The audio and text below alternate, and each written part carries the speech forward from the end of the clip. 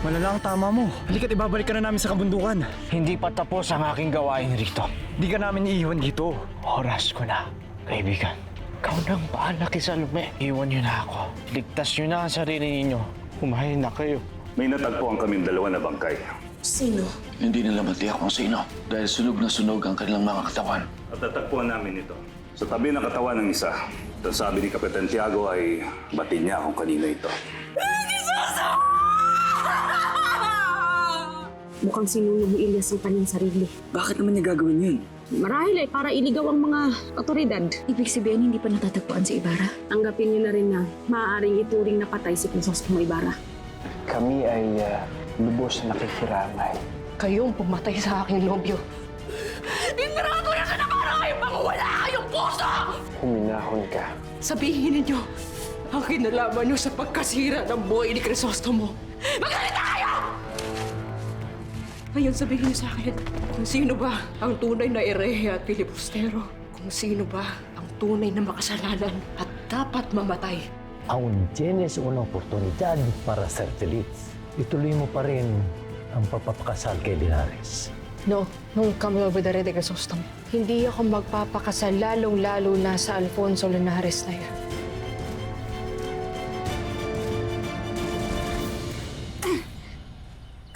Sir Ibarra! Sir Ibarra! Sir Ibarra! Sigla ito! Sir! Clay! Clay! Clay, hinaan mo ang boses mo. Baka nasa paligid lang si Sir Ibarra. Sumisigaw ako para marinig niya tayo. Sir Ibarra! Clay, ano ba? Baka may ibang makarinig sa atin.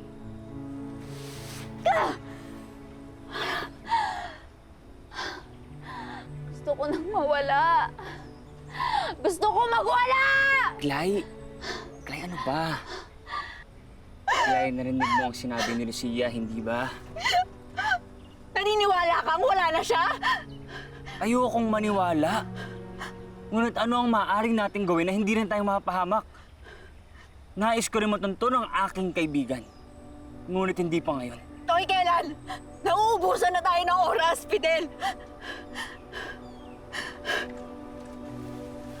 Clay, saan ka pupunta? Hahanapin ko si Ibarra. Sandali. Hindi tayo maaaring pumunta ron. Sasamahan kita. Kailangan natin na makahanap ng armas. Sandalit, kukuha muna ako. Diyan ka lang.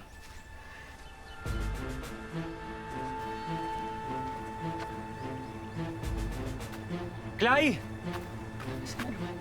Clay! Clay! Clay!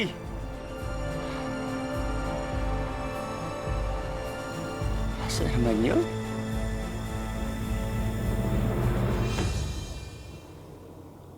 At anong gagawin mo? Mabubuhay ka sa labis na kalungkutan. Katulad ng ginawa ng iyong ina. No involucres a mi madre!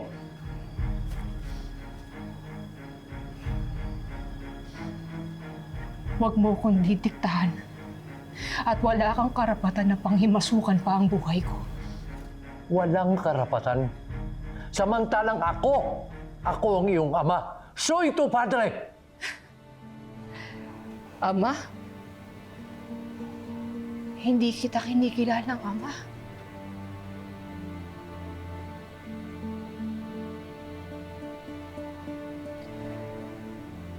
Lalo na't isa kang kampo ng dilim na gumahasa sa aking ina.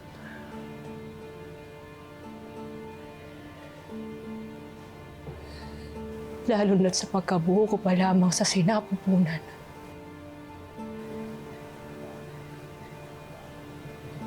Ay sinumpa na agad ako na mabuhay sa isang kasinungalingan at kahihiyan.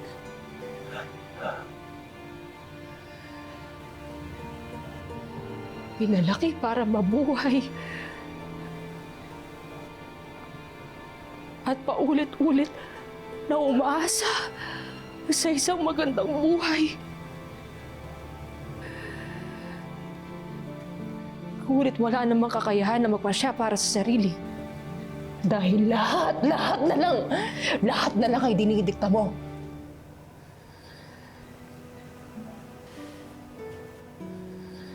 Hindi ako magpapakasal sa lalaking nais mo.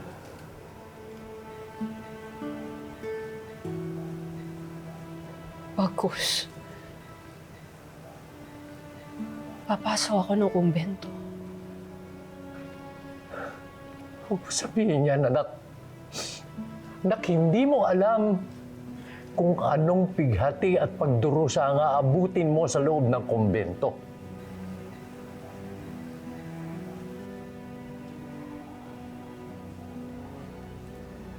Buo na ang aking pasya, Padre. Kumbento? O kamatayan?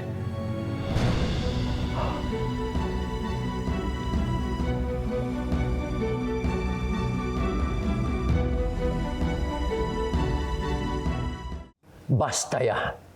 No me hagas esta broma. Hindi ho ako nagbibiro, Padre.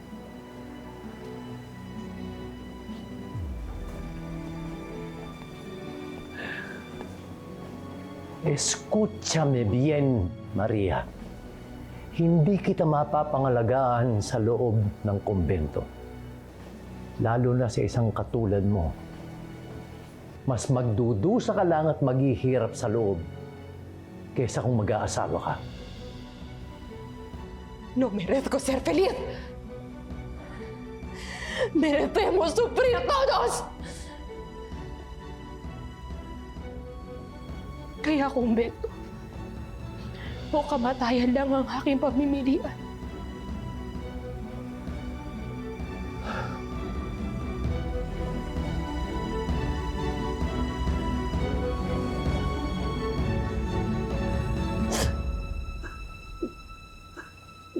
Maria, patawarin niyo ako. Hindi ako nakapatawaran sa iyo at sa iyong ina. Sa maniwala ka sa hindi, minahal ko si Bia. Minahal ko siya kahit alam kong kasalanan yon. Pero paano kung pagsisisihan ang aking kalapastanganan?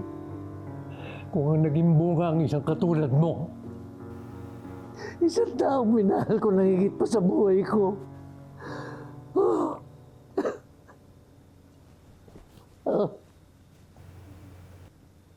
Maria,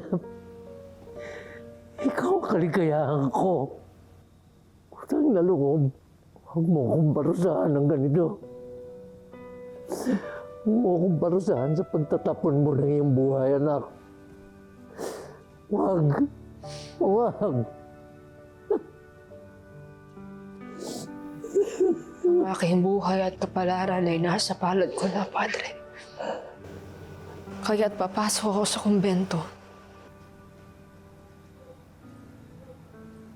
At kung ako ay ahadlangan ninyo, ako'y magpapakamatay.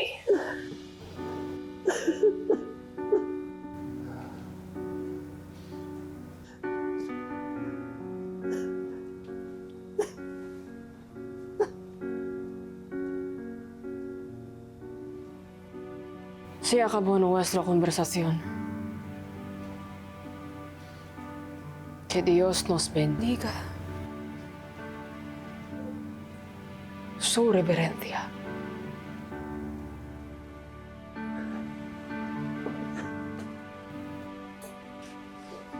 Clarita, nagkausap na ba kayo ng ninong mo?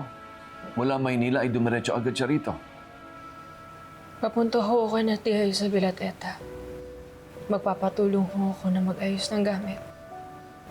Uwi na ba tayo ng Maynila? Uuwi na ako sa kumbento.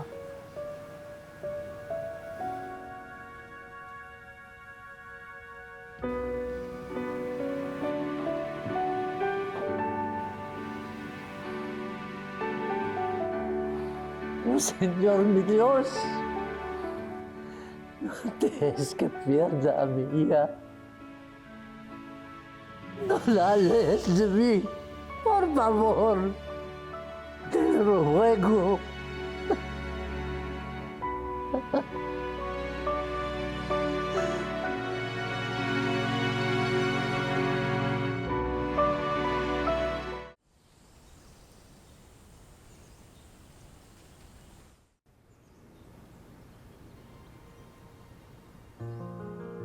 Clarita, kailangan ba bukas na bukas ay uuwi ka na doon sa kumbento sa Maynila? Hintayin kaya muna natin na yung papa dahil humihingi lamang siya ng tulong para sa iyong pagpapasya. Hindi ko na ako kaya mamalagi rito, Tia. Bawat segundo na naririto ako sa mamamahay na ito eh. Naalala ko lamang ang mga mapapait na mga alaala. Mamamatay ako dito sa bahay na ito. Kung yan ang iyong nais, ipapahanda ko ng karwahe. At eta, tulungan mo siya mag-empake. Ibigay mo ang nais niya.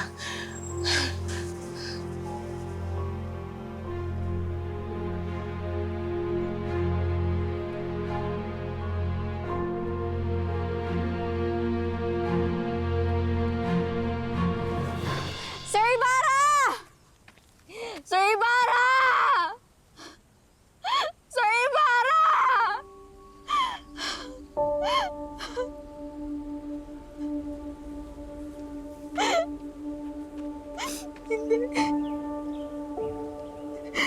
Hindi pwedeng magbukas ng ganito. Hindi pwedeng magbukas ng ganito.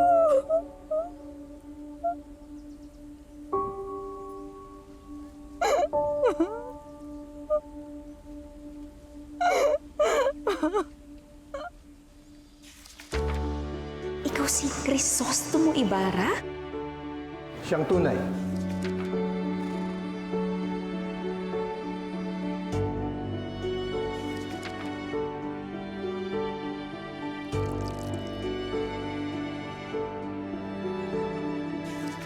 Hopyang di mabili.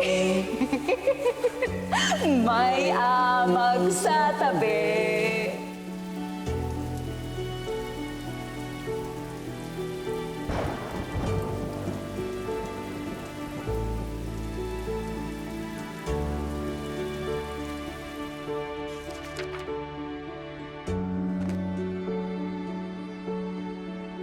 Hindi ata tama na ganyan yung pagsalitaan ng isang babae. Lalo na't pinapahayag niya lamang ang kanyang mga saloobin. At dahil ikaw naman ay kaibigan ko na, wala akong ibang hangarin kundi ang kaligtasan at kapakanan mo. Bakit ngayon ay tila nagbago na ang iyong posisyon sa buhay? Dahil ayokong mapahamak ka. Ayokong mamatay ka.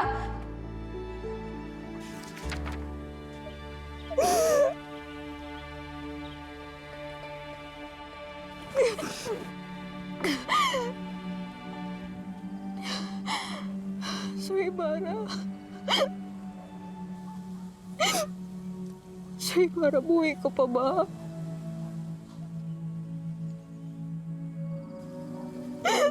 Kung buhay ka, magparamdam ka naman. Magparamdam ka, please.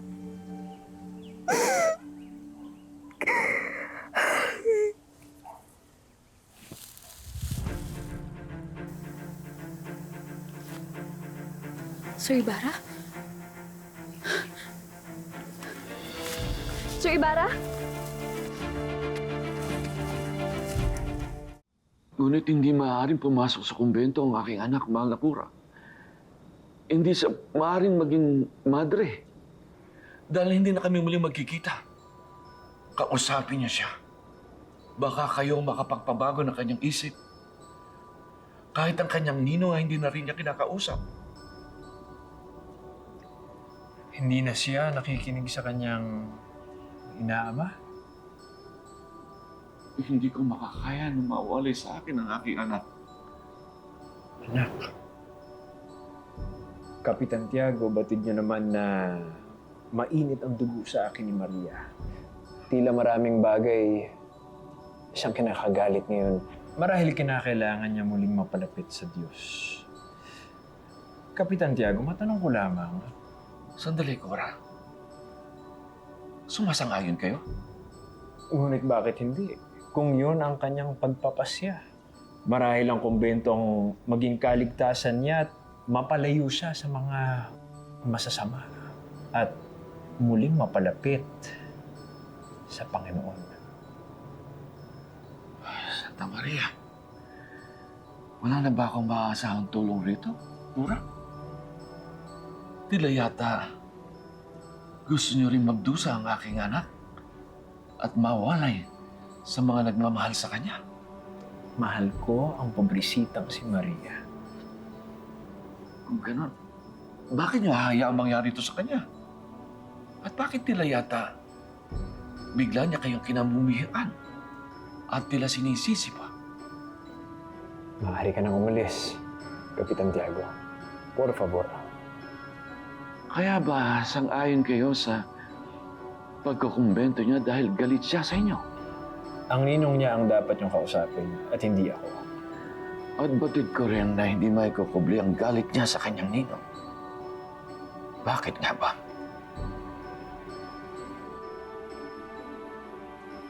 Ano ang nalalaman ninyo? Sir Ibarra?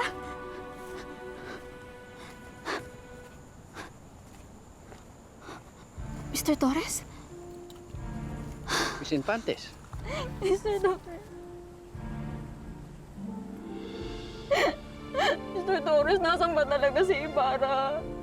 Sabihin mo sa akin, buhay pa ba siya? Babalik pa siya, di ba? Ang alam ko, babalik pa siya kasi may sequel pa eh. Yung El Fili, di ba? Kaya hindi pa siya pwedeng mamatay, di ba? Isa lamang akong mensahero ng katotohanan, Kapitan Tiago. At yun lamang. Anong katotohanan? Wala akong maintindihan.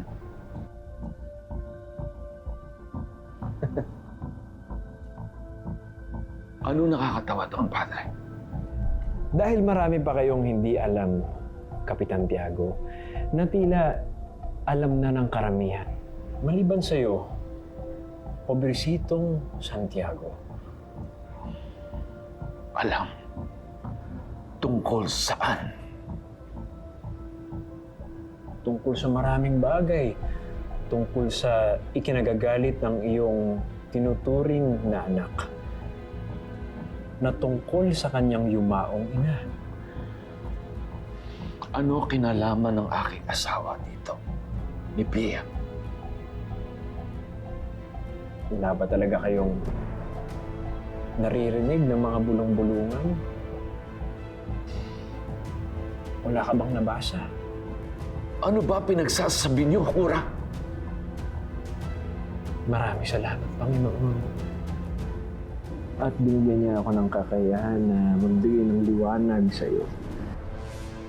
Kapitan Tiago, matagal ka na nilang ginagawang tanga. Matagal ka nang naiiputan sa ulo. At eto ka ngayon, walang kamuwang-muwang. Padre, bakit hindi niyo sambitin ang tungkol sa aking mag-ina? Kapitan Tiago, hindi ikaw ang tunay na ama ni Maria.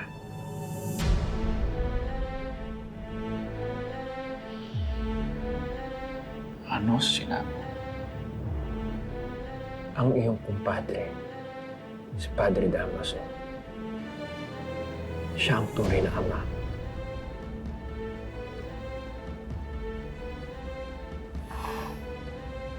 Ang akala mo, marahil hindi ko malalaman ang katotohanan.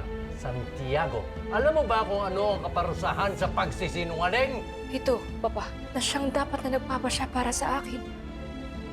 Ano ho ba ang pagmuhusgan niyo sa bagay na ito? Paumanhin po, Padre, ngunit ayoko po sana kayong ipahiya. Ngunit ano naman ang karapatan niyo na magdikta kay Maria na tila kayo ang kanyang ama? Gayong naririto ang kanyang tunay na ama. Descabierta, mi hija. Hablales de mí, por favor.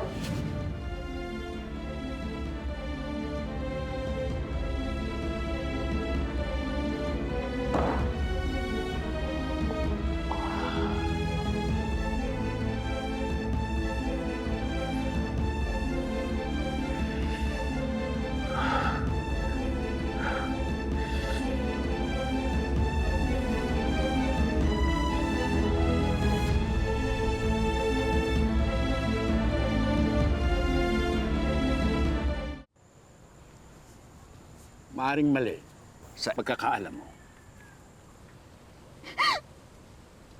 So, patay na talaga siya? Pinaasa mo ako noon sa simbahan. Sinabi mo sa akin na babago ko na yung kwento. Ano to? Ano nangyayari? Ng mga sandaling yon, pinaasa mo rin ako. Naakala ko, nababago mo na nga ang kwento. And here we are. Tuloy-tuloy pa rin ang pinatutunguhan at patutunguhan. Bakit naman ganun, sir? Seryoso ba, si Rizal? Kung nabasa mo ang Noli, dapat alam mo yun. Isa-isa niyang pinatay ang mga karakter. Halos wala siyang tinira.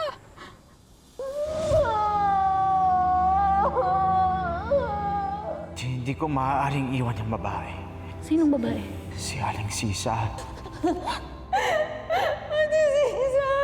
Di maganda ang aming natuklasan. May natagpo ang 2 sunog na katawan. Hinihina lang ba kasi na si Ate Iliasim? Anong klaseng nobilista ba yan si Rizal, ha? Parte lamang sila ng grand narrative ng nobela. Hindi sila parte lang. At mga tao-tauhan, mga totoong tao sila. May sarili silang buhay. May damdamin. May kanya-kanya silang kwento, may mga pangarap sila. At napalapit ako sa kanilang lahat, naging kaibigan ko sila. Natutuwa naman ako. At napamahal sa iyo ang mga tauhang kinathan ni Rizal. At ngayon ko lang naramdaman na interesado ka pala sa klasiko, Miss Infantes. Pero wag mo itong kalimutan, Miss Infantes. Nandirito ka para matuto. At para malaman mong maigi ang totoong ibig sabihin ng nobela.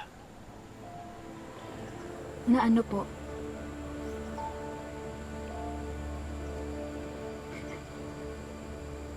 Na mamamatay din ang mga mahal ko sa buhay.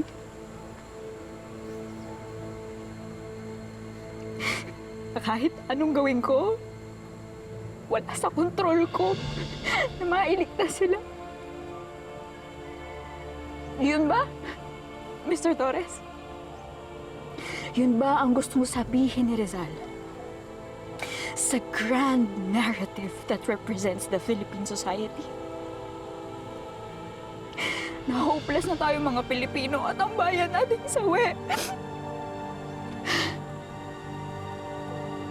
Na kahit anong gawin natin, mamamatay at mamamatay lang din tayong lahat.